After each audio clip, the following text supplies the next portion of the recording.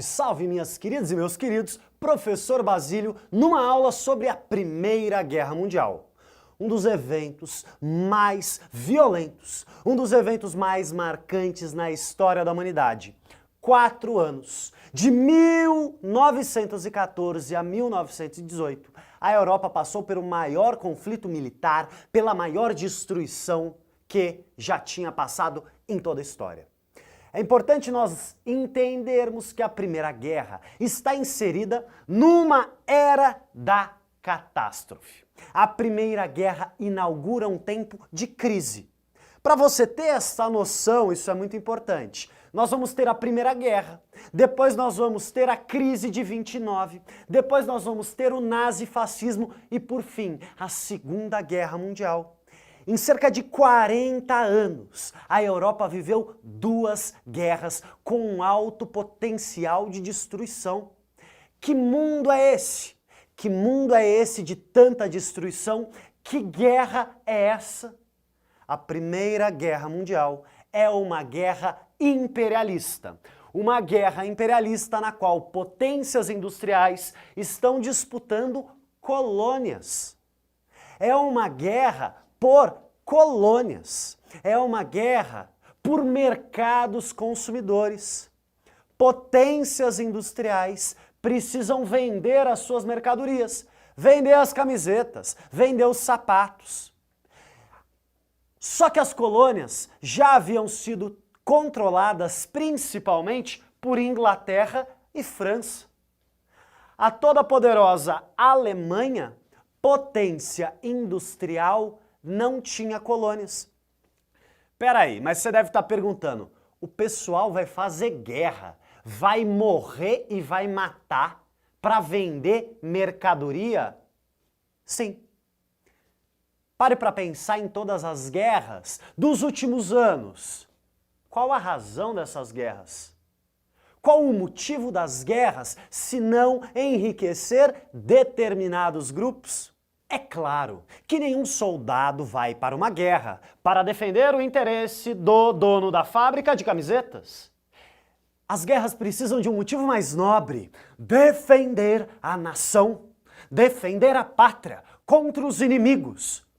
Olha que interessante. O discurso nacionalista vai justificar, vai legitimar as guerras imperialistas.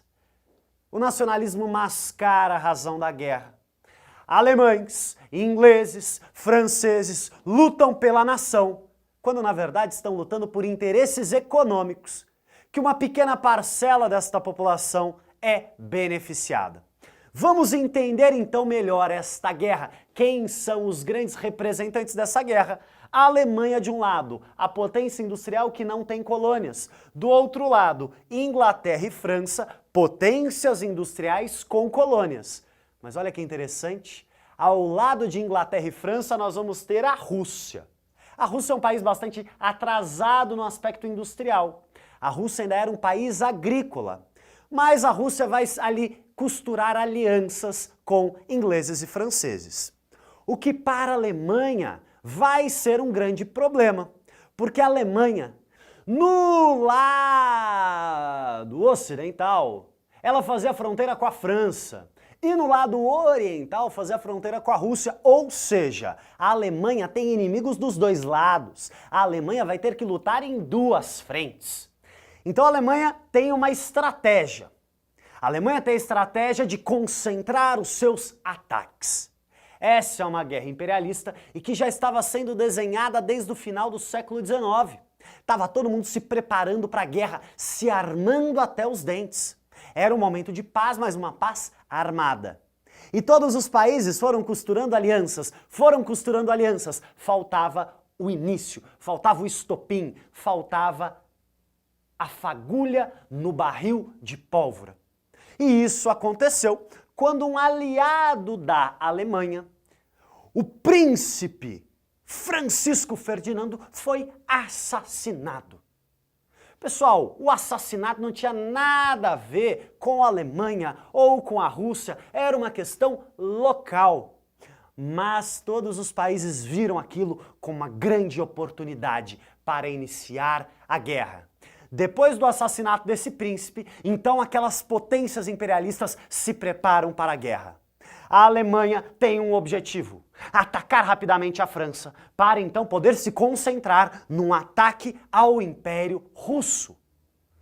Só que o problema é que quando os alemães avançam sobre a França, os franceses estão lá preparados. As tropas não avançam.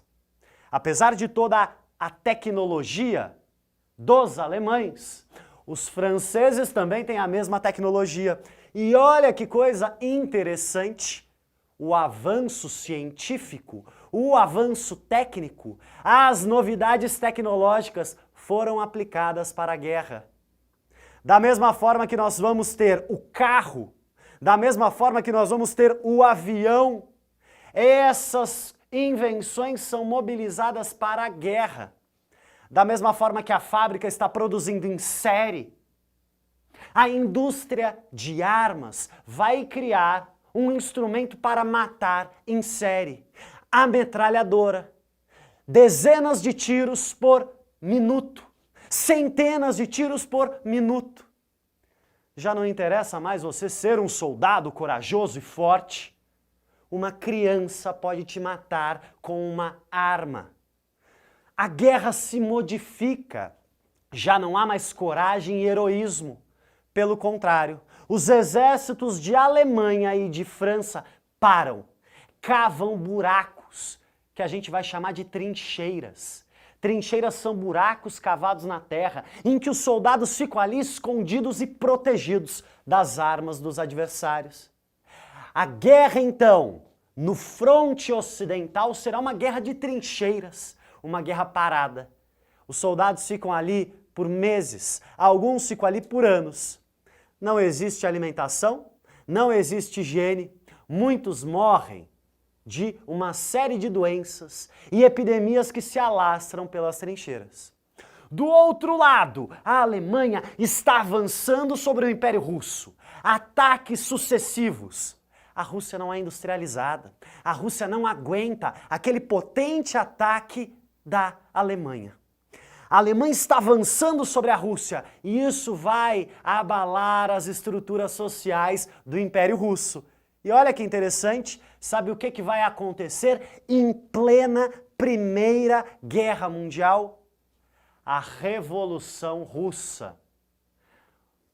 Uma revolução social na Rússia. A população, fugindo da condição de miséria, fugindo da guerra, vai tomar o poder na Rússia. E olha que consequência interessante, vai nascer a União Soviética. A Revolução Russa vai ser a primeira revolução socialista. Esta revolução acontece muito por causa da Primeira Guerra e das dificuldades econômicas, financeiras e sociais. Quando a Revolução Russa acontece, a Rússia sai da guerra. E então a Alemanha se prepara, pega todas as suas tropas e fala: agora nós não vamos lutar em duas frentes. Agora nós vamos pegar todas as nossas armas e vamos atacar a França. Quando a Alemanha está indo com força total contra a França, eis que chega na guerra um novo personagem, chamado Estados Unidos da América. Você fala, não, pera, se é uma briga entre europeus por colônia, por que os norte-americanos estão entrando na guerra? Porque os bancos norte-americanos tinham feito uma série de empréstimos para a França e para a Inglaterra.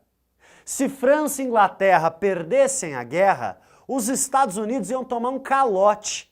Então os Estados Unidos entram em 1917 na guerra, com o exército descansado, com armas e com muita tecnologia. Isso é determinante para a guerra. A entrada dos Estados Unidos faz com que Inglaterra e França vençam e a Alemanha seja derrotada. A Alemanha é derrotada, mas o seu território não é invadido. A Alemanha acaba se rendendo. A Alemanha perde a Primeira Guerra Mundial. E olha que interessante, nessa guerra não tem santo, tá todo mundo ali com seus interesses, mas a Inglaterra e a França ficaram com tanta raiva dos alemães que vão criar um tratado de paz, mas um tratado punitivo. O Tratado de Versalhes de 1919 vai considerar a Alemanha como a única responsável pela guerra. A Alemanha vai ser punida. Para os alemães, não bastasse perder a guerra, eles se sentem humilhados com esse tratado. E pensa, você entrou numa guerra, você perdeu a guerra, você se sente humilhado, você vai ficar ressentido. E esse ressentimento vai dar problema na década de 30. O nazifascismo vai ser uma resposta. Importante a gente fazer essas ligações. Mas olha que interessante, além da punição da Alemanha, que outras importantes consequências temos? Na Primeira Guerra Mundial, a Europa vai perder o seu domínio sobre o mundo e agora os Estados Unidos da América se tornarão a grande potência capitalista. Outra coisa importante, a União Soviética vai se transformar na primeira experiência socialista. Mas duas consequências muito importantes. As mulheres ganham um espaço político e social muito importante. Porque quando os homens vão para a guerra, as mulheres se tornam peça fundamental para a manutenção da produção industrial. Só que quando os homens voltarem da guerra e falarem para as mulheres voltarem para as suas atividades no lar, as mulheres falarão: não, nós queremos trabalhar, nós queremos direito, nós queremos voto, nós queremos igualdade. A luta das mulheres, o movimento sufragista vai se fortalecer em todo o mundo. Mas uma consequência fundamental também, aquele otimismo que a Europa vivenciou no século XIX chega ao fim. Todo progresso, ciência, não trouxe para o mundo somente paz e prosperidade, mas trouxe a maior catástrofe que a humanidade já tinha visto. Nunca morreram tantas pessoas num espaço tão curto de tempo. Um breve resumo, vimos aqui a Primeira Guerra, fundamentalmente uma guerra imperialista, uma guerra com interesses econômicos, não uma guerra por território, mas uma guerra por mercados consumidores. Talvez as guerras sejam assim até os dias de hoje. Vou deixar vocês tirarem a foto, façam um registro, um excelente estudo e forte abraço.